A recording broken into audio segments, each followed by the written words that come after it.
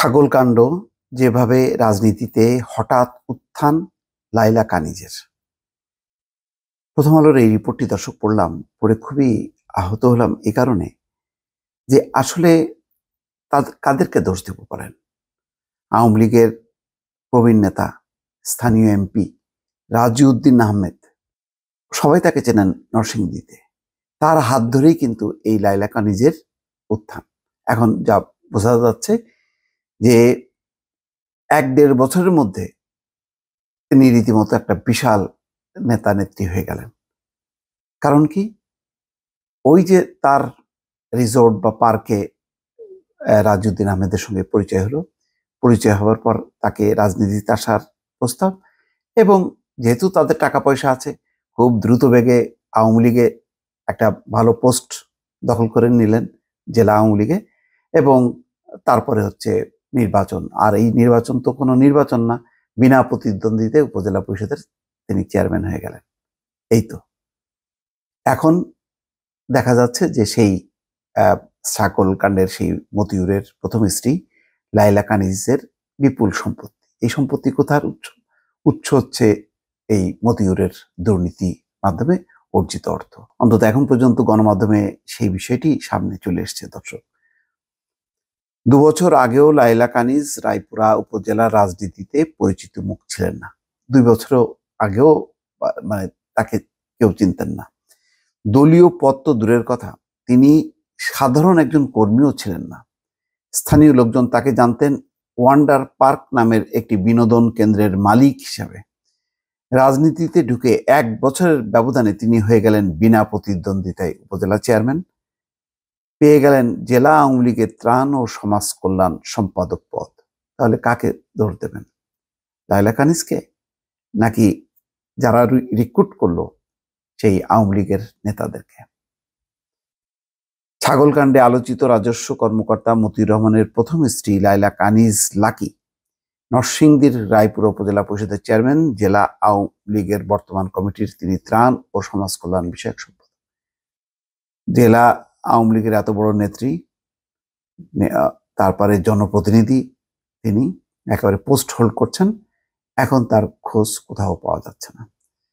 রাজনীতিতে লায়লা কানিজের বিস্ময়কর উত্থানের বিষয়ে স্থানীয় কয়েকজন বলেন, সরকারি কলেজে শিক্ষকতার পাশাপাশি রায়পুরা উপজেলার মরজালে নিজের এলাকায় ওয়ান্ডার পার্ক ও ইকো রিসোর্ট নামের একটি বিনোদন কেন্দ্র গড়ে তোলেন তিনি। 1 দশক ধরে অল্প পরিসরে শুরু হওয়া পার্কটির আয়তন বর্তমানে 1.5 একর। করোনা ভাইরাসের প্রাদুর্ভাবের সময়টাতে স্থানীয় এমপি রাজিউদ্দিন আহমেদ ওই পার্কে যাতায়াত শুরু করেন।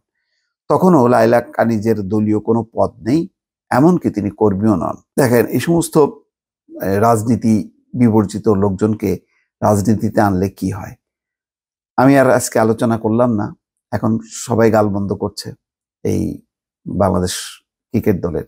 আজকে দেখেন, ওই ক্রিকেট দলের একজন খেলোয়াড়, তিনি হচ্ছেন এমপি, তাকে রাজনীতিতে আনা হয়েছে। যার কাজ যেটা, তাকে সেই জায়গায় না রেখে রাজনীতিতে আনার ফলে মানে দলেরও উপকার হয় না, ব্যক্তিগতভাবে তার উপকার হয় না, এবং বরং ক্ষতিটা হয় যে সে তার নিজের পেশা থেকে সরে যায়। যে ভদ্রমহিলা ছিলেন শিক্ষক, সে একটা পার্ক করে বা ওয়ান্ডারল্যান্ডের মতন একটা বিনোদন পার্ক করে তিনি ব্যবসা করছিলেন, করুক, তো রাজনীতিতে আনতে হবে কেন সবাইকে?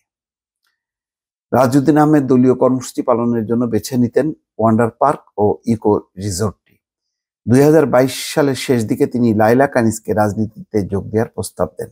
তখন তিনি ছিলেন রাজধানীর সরকারি তিতুমির কলেজের বাংলা বিষয়ের সহযোগী অধ্যাপক। 2022 সালের 13ই ডিসেম্বর রায়পুরা উপজেলার তৎকালীন চেয়ারম্যান আব্দুস সাদ্দেক ক্যান্সার হয়ে মারা যান। তার মৃত্যুতে পদটি শূন্য ঘোষণা করা হলে কলেজের চাকরি ছেড়ে লায়লা কানিজ হঠাৎ করেই রাজনীতিতে সক্রিয় হতে শুরু করেন। উপনির্বাচনে তিনি চেয়ারম্যান পদে প্রার্থী হন। এর ঠিক আগেই লায়লা কানিজকে জেলা আওয়ামী লীগের ত্রাণ ও সমাজ কল্যাণ বিষয়ক সম্পাদক করেন। দলীয় কয়েকজন নাম প্রকাশ না করার শর্তে বলেন, এই উপনির্বাচনে লায়লা কানিজ ছাড়াও আওয়ামী লীগের মনোনয়ন চেয়েছিলেন সাবেক উপজেলা চেয়ারম্যান মিজানুর রহমান চৌধুরী, জেলা আওয়ামী লীগের তৎকালীন সহসভাপতি শামসুল হক, উপজেলা আওয়ামী লীগের সভাপতি আফজাল হোসেন, সাধারণ সম্পাদক ইমান উদ্দিন এবং উপজেলা স্বেচ্ছাসেবক লীগের সদস্য মনির হোসেন। কিন্তু এমপি রাজিউদ্দিন ও রাজস্ব কর্মকর্তা স্বামী মোহাম্মদ মতিউর রহমানের প্রভাবে দলীয় মনোনয়ন পান লাইলা কানিজ লাকি। আজকে এই হলো অবস্থা। উপজেলা আওয়ামী লীগের যুগ্ম সাধারণ সম্পাদক ও সাবেক উপজেলা চেয়ারম্যান মিজানুর রহমান চৌধুরী বলেন, স্বামী মতিউর রহমানের অবৈধ অর্থ ছড়িয়ে লাইলা কানিজকে দলীয় মনোনয়ন এনে দিয়েছিলেন।